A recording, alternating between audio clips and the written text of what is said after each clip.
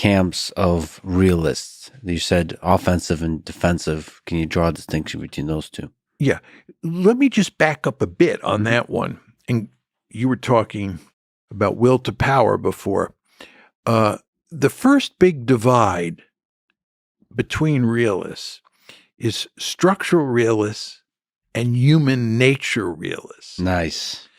And Hans Morgenthau, who was influenced by Nietzsche and therefore had that will to power logic embedded in his thinking about how the world works, right? He was a human nature realist, okay?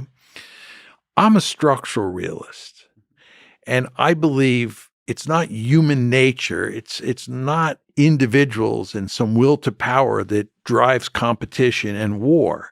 What drives competition and war is the structure of the system. It's anarchy. So you're not as romantic as the human nature realists.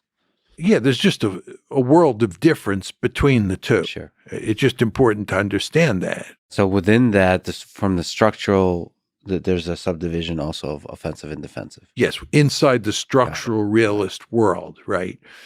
And you have a handful of realists who believe that the structure of the system fosters competition, for sure, security competition, but it really rules out great power war almost all the time.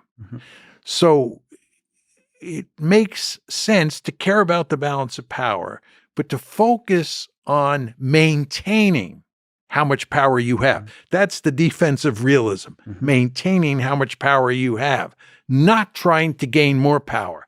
Because the argument the defensive realists make is that if you try to gain more power, the system will punish you. The structure will punish you. I'm not a defensive realist. I'm an offensive realist. And my argument is that states look for opportunities to gain more power.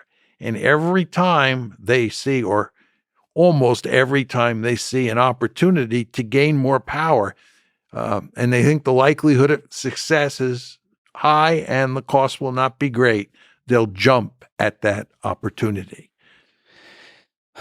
Just to linger on the human nature perspective, how do you